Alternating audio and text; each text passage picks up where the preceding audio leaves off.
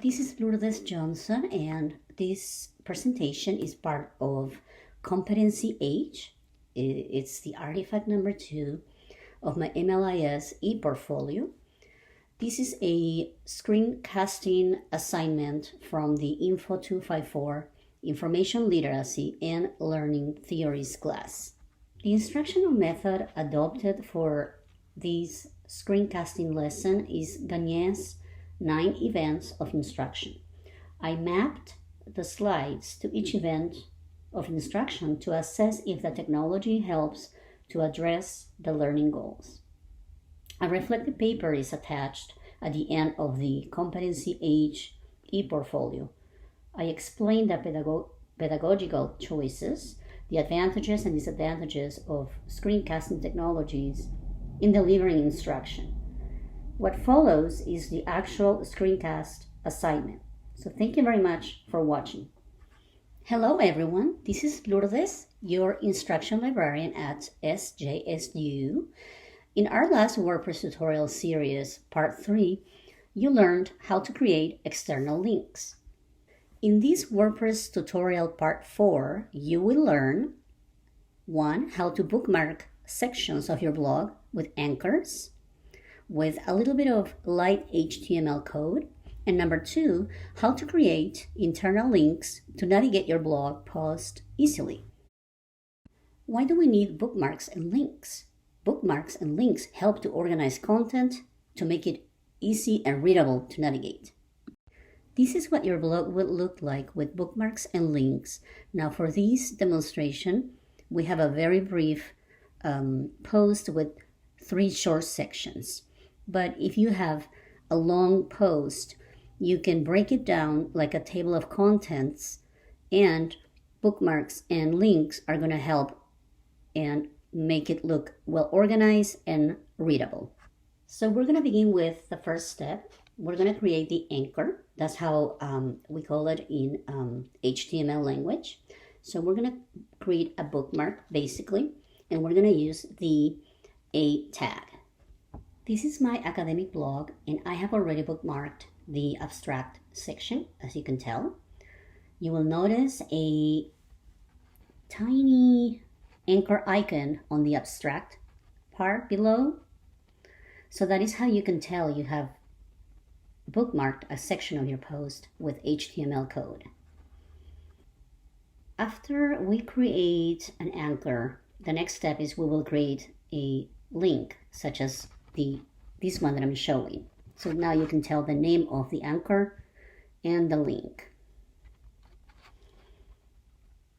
Now let's go to the menu, more options, because we need to switch from visual mode to HTML editing mode.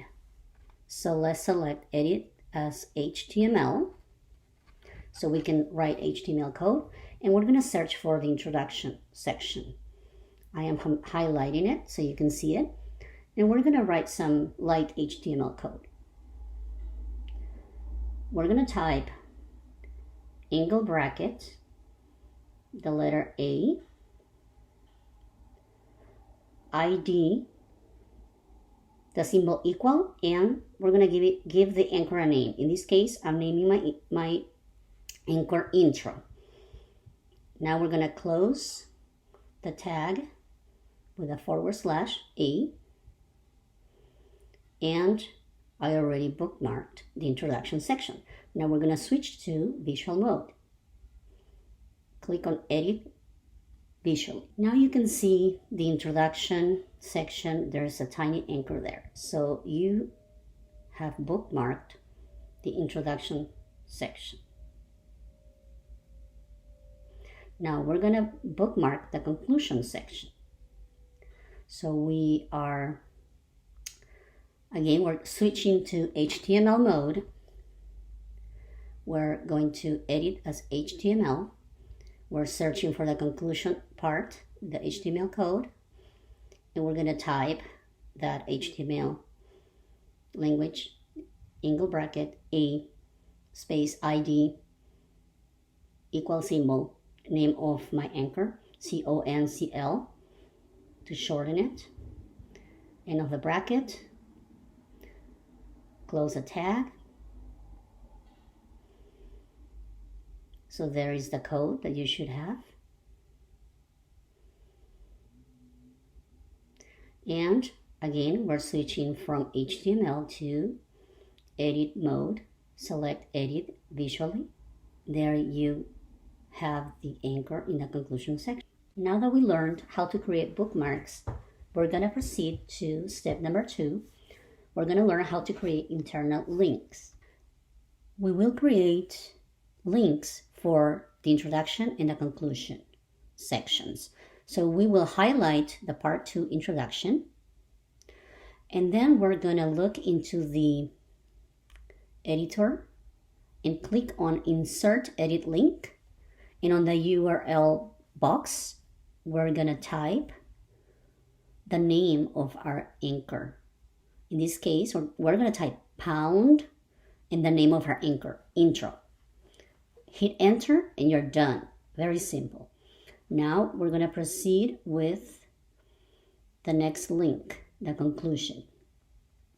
So the same operation. We're going to highlight part 3, conclusion. We're going to look for the insert edit link button, click on it, and then we're going to type inside that box pound, name of your anchor. In this case is CONCL, enter, and you're done. Now make sure that you click on update on the far right of WordPress to save the changes that you made. You have learned how to create bookmarks and internal links writing light HTML code. Now I want you to think about ways that you can use anchors and internal links. As an example, you can use anchors or internal links to create table of contents and notes or footnotes, or to direct readers to previous posts. So that is the end of part 4 of our WordPress how-tos tutorial series. Don't forget that we're available to help you with personal consultations and remotely via phone, live chat, Twitter, Google Hangouts. We also have a LibGuide, a information literacy LibGuide at sjsu.il libguide.edu. So check us out, and thank you very much for watching.